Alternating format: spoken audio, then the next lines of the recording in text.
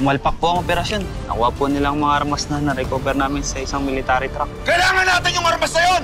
Nangako naman po yung pinaka-leader nila. Babalik daw po ang mga armas. Pero kayo raw po ang gustong makaharap eh. Darius, maiwan ka muna rito. Ikaw lang pinagkakatiwalaan ko sa kampo. Sige ho, Supremo, kung yan po yung gusto niyo. Patay mo si Charity, ha? Masusunod po, Supremo.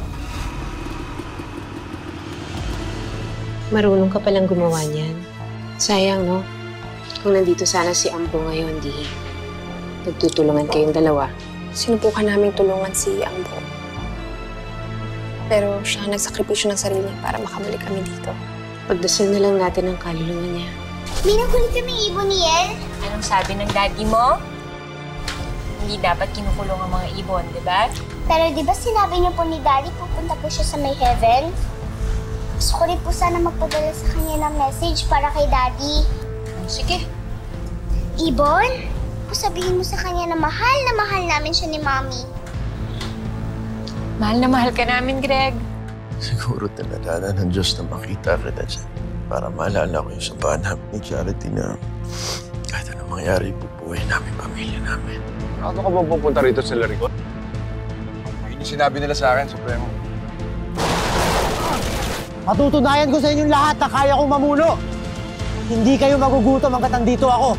Angas talaga nitong lalaki. Pustahan tayo, mas malala pa kay Fernan yan.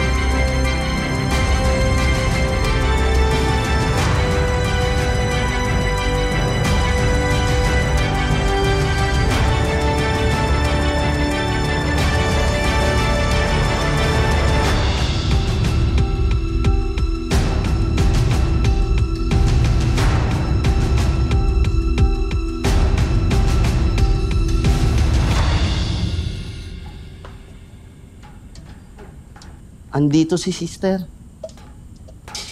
Sister, ipapaalam lang po kami na sasama kami sa mga tao sa labas para kumuha ng supplies.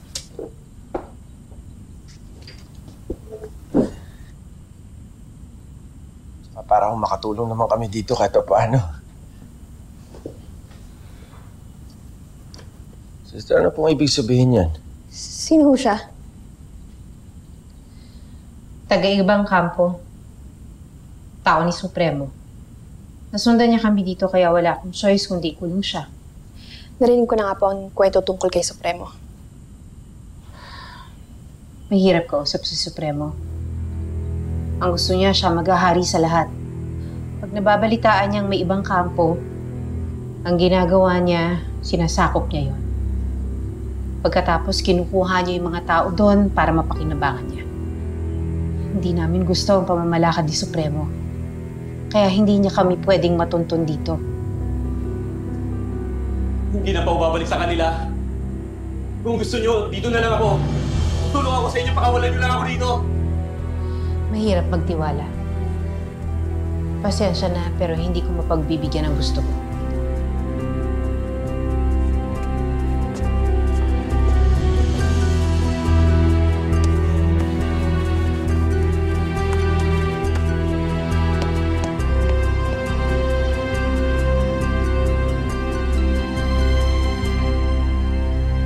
Di ba matapang ka? Gusto mo tumulong? O pwes, sumama ka sa operasyon namin ngayon. Hindi ko pwedeng iwan itong mga bata. Di ba gusto mo matuto? Gusto mo makatulong? Para naman maging kapaki-pakinabang ka dito sa kampo. Huwag mo isama si Chari! Mananagot ka kay Supremo! Relax ka nga lang. Okay na rin yun, no? Para mawala naman yung anak mo dito. Lahat gagawin ko dito sa kampo, lahat ang iutos nyo. Huwag lang iwan itong mga bata. Ano ba sinasabi? Tara na. Bitiwan mo si Chari! Delikado sa labas! Tara na! Sandali! Magpaalam na ako sa mga bata. Bilisan mo na yan, ha? Kung di ako mismo kakalagkad sa'yo.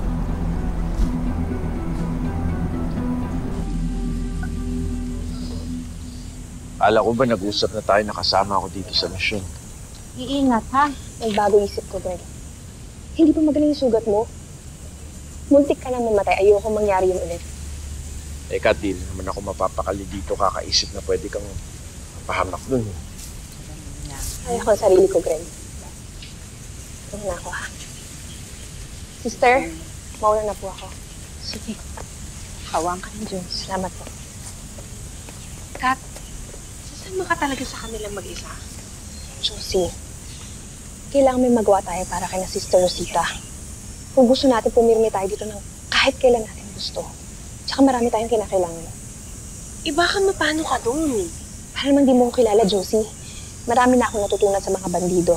Sa ospital nga kinaya ko eh. Sana kasi, maya ka nang sumama si Greg. Hindi pwede, Josie. Muntik nang mamatay si Greg. Hindi ko hayang mawala siya sa akin. Josie, protektahan ko siya hanggat kaya ko. Maniniwala ako na sa mga araw na to, mamahalin niya rin ako. Mauna na ako. Sige, ingat kayo doon, ha?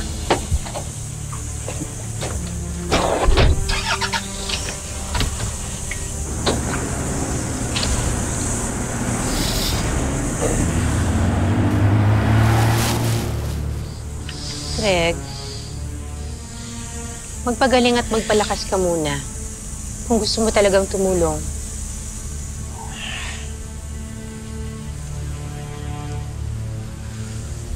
Pasok muna tayo sa loob.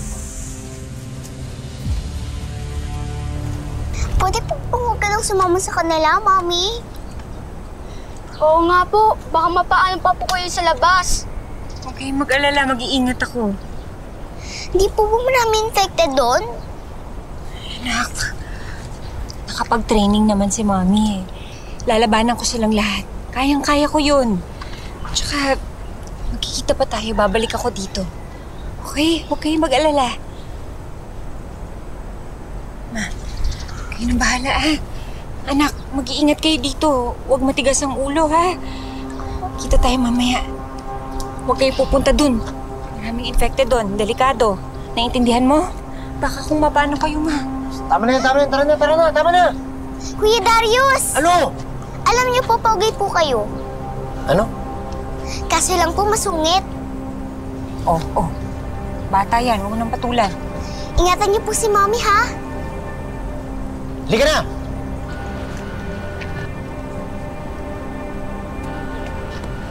Halika na.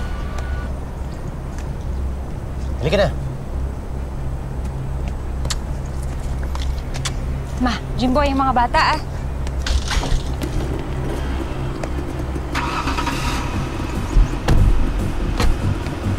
Darius! Ingatan mo anak ko, ha?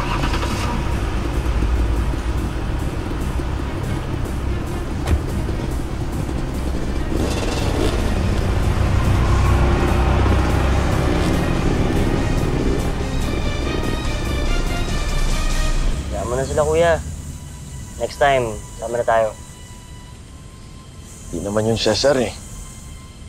Nag-aalala lang talaga ako kay Kat. Ate Kat yun. Tapang kaya ni Ate Kat. Alam mo ba nung nasa hospital kami? Siya yung nakikipaglaban sa mga infected. Kaya niya yun, kuya. Huwag alala. Sana nga. Sana makabalik sila dito ng ligtas.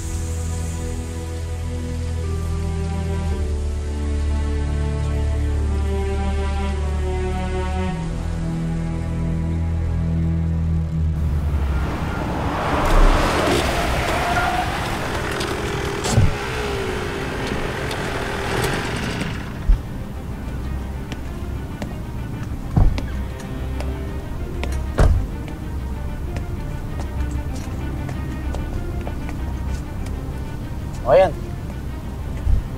Nagagamit mo na yung mga natutunan mo sa akin. Sarili akong diskarte, Darius. Sigurado ako magpapasalamat ka pa rin sa akin pagkatapos nito. Dahil mas marami ka pa rin matututunan.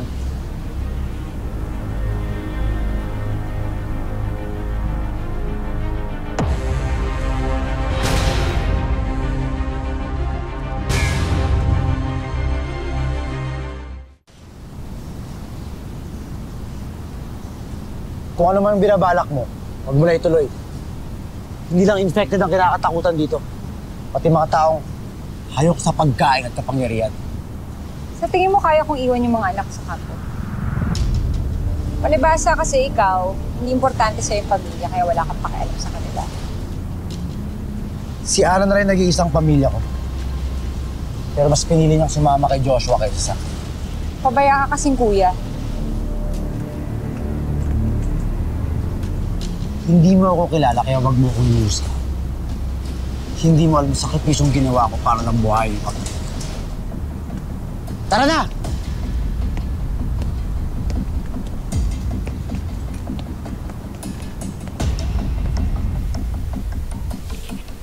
Ito, kompleto na. Alisa mo na ba yung ano? Ana, okay ka lang? Nahihilo Ano na nangyari ako, Josh. sa'yo? Ha? Upo ka muna. Dahan-dahan. Nahihilo ka? You want water? Ano na naman to? Ano to? Hindi ba sinabi ko bawal ang lambingan? Doktora, intindihin mo na. Tok. Napagod kasi si Ana kaya medyo nahihilo siya eh.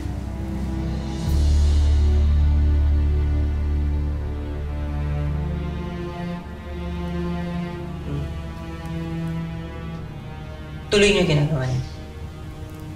Apo.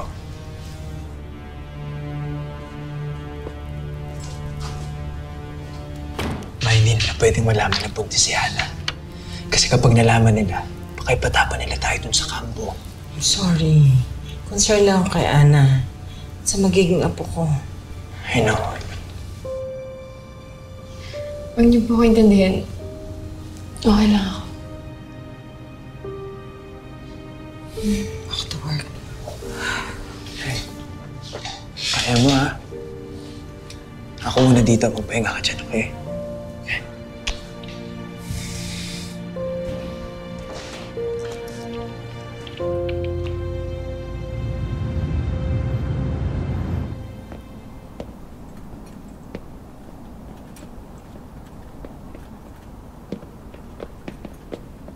Malaki tong supermarket na to. Marami tayong makakuha supplies. Ano yun? Talasan niyo yung mga pakiramdam niyo. Imposibleng walang infected dito.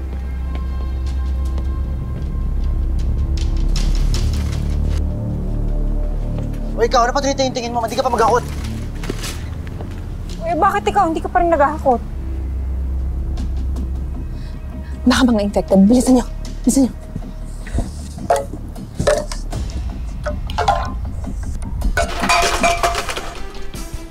Saan galing yun? Baka infected! Secure niyo yung lugar na to, ha? Tapos maghakot na rin kayo. Bilis! Tara, Charity.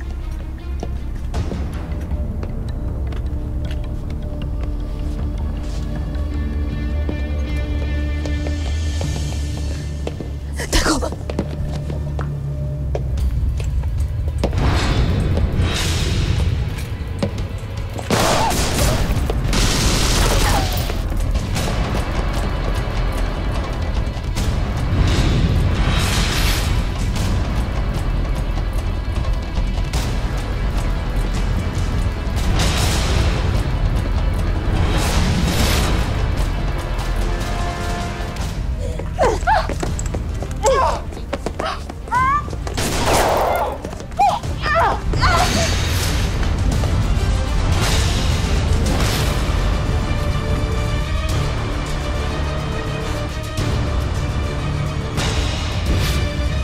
Katrina?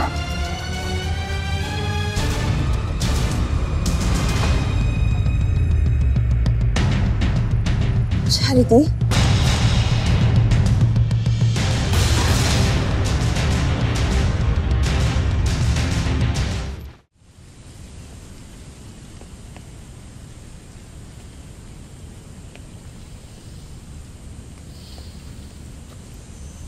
Greg, alam mo, imbis na alalahanin mo sila, bakit hindi ka na lang magpakaabala sa sarili mo? Bakit hindi ka mag-training? Alam mo, sa panahon ngayon, kailangan talagang matuto kang proteksyonan ng sarili mo. Lito? Halika, sandali. Pakibigay kay Greg yung bread.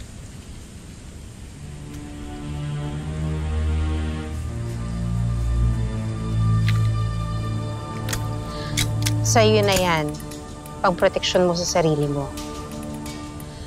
Pero kailangan, ha? Tipid tayo sa bala. Gagamitin mo lang talaga yan pag kinakailangan na. Sister, thank you. Halika na. Pakita ko yung mga ibang bala sa'yo. Nasa stock mo. Halika.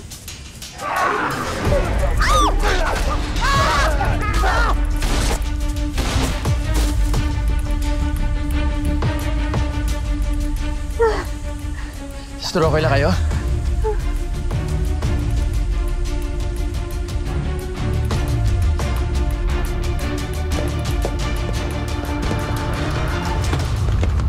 Atakas yung mga kasama mo.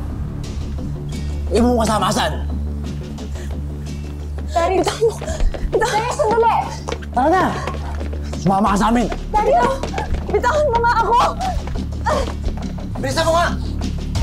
Bilis! Aray! Dali, Darius. Kilala ko yan. Ka-opisina yun ng asawa ko. Nandun din yun sa Tent City. Wala akong pakialam kahit ka mag-anak mo pa to, Charity. Hindi ka na dapat nagtitiwala pa dito. Hindi ka kabilang grupo to eh. Paano kung meron kayong masamang pinaplano sa amin, ha? Kailangan pa namin ng buhay para ma-interrogate. Tara na! Tara na!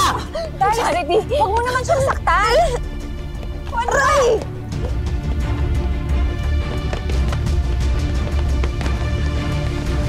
Tama ulit! Aray! Tawan mo ako! Okay lang kayo, sister? Sana maging maayos sila sa kabilang buhay. Greg, maraming salamat sa pagligtas sa buhay ko. Sister. Pero hindi, gusto ko din humingi ng paumanhin. Dahil aaminin ko sa'yo, talagang hindi ko kayang pumatay ng mga infected. Dahil sa mata ko, anak pa rin sila ng Panginoon.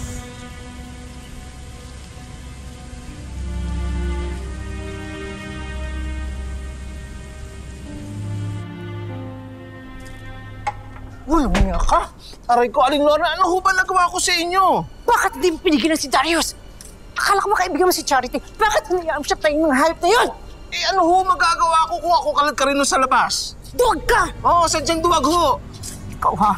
Ano nangyari nga sa anak ko? Lugod ka sa akin! Teka, bakit ho ako? Bakit hindi ho si Darius? Lugod ka sa akin! Itong si Aling Lorna parang heavyweight. Ang bigat ng kamay eh. Bilisan mo! Wala akong gagawing masama, pakawalan niyo na ako! Ang tingin mo sa akin, tanga? Para ano, pag nakabalik ka sa kampo mo, magpaplanuhan niyo kami ng masama. Darius, pakawalan na kaya natin siya. Hindi. Kailangan natin to. Sasama natin to.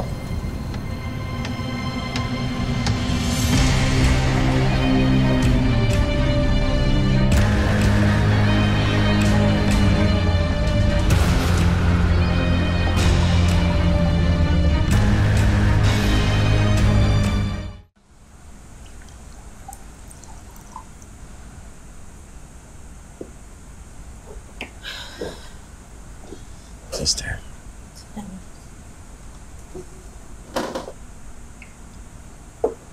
Sigurado mo kayo, okay lang kayo?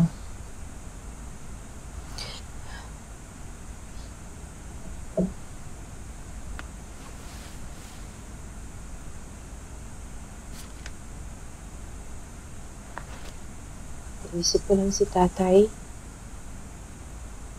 Halos mag-isa niya lang pinalaki kaming dalawang magkapatid na si Erica. Maaga kasi kaming naulila sa ina. Sisi, nasaan na po sila ngayon? Wala na sila. Sorry. Ay, halika na! Bilis! Malapit na tayo sa sigsaktan! Halika! Tay! Halika na! Bilisan mo! Halika na! Tay! Halika!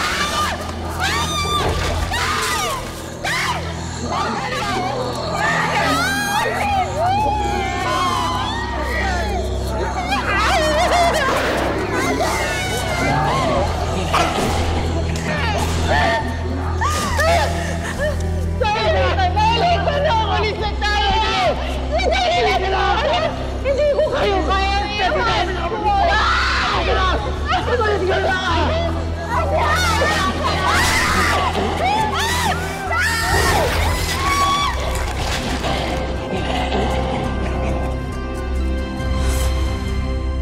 Hinanap ko sila. Hinanap ko sila pero hindi ko na sila nakita. Hinayaan ko mawala ang pamilya ko. Sister, Greg, wala akong kwentang alagad ng Diyos. huwag ho yan ang isipin ninyo. Yung nangyari ho, desisyon yun ng tatay ninyo. At ginawa niya yun para iligtas kayo. Hindi. Iniwan ko sila. Iniwan ko sila. Hinayaan ko silang umalis. Hindi ko sila naligtas. Wala akong nagawa. Wala akong nagawa para tulungan sila at hanggang ngayon wala pa rin akong nagagawa. Pero simula na nangyari yun, hindi na lang sarili ko ang sinisi ko. Kundi pati yung taong may kagagawa ng lahat ng ito.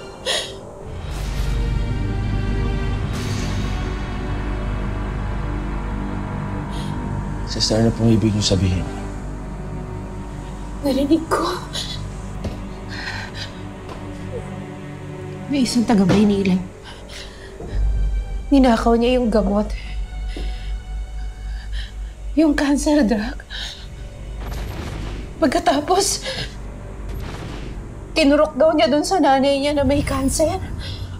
Hanggang sa magkaroon na rin ng virus yung nanay nung taong yun. Hanggang sa nakahawa yung nanay niya sa iba. Hanggang sa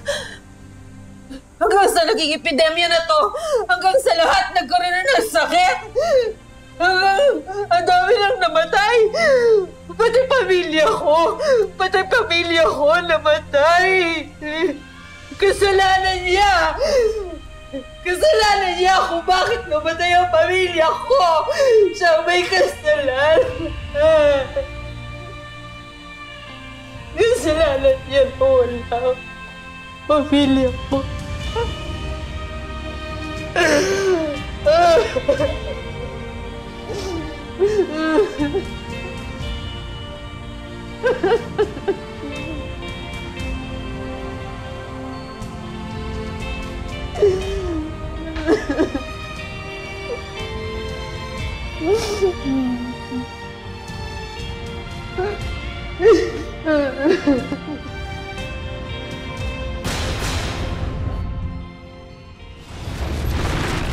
Tinangay si Katrina ng mga taga-kampo? Alam mo, kahit ano sabihin mo, wala kang mahihita sa akin. Si Katrina nga yun.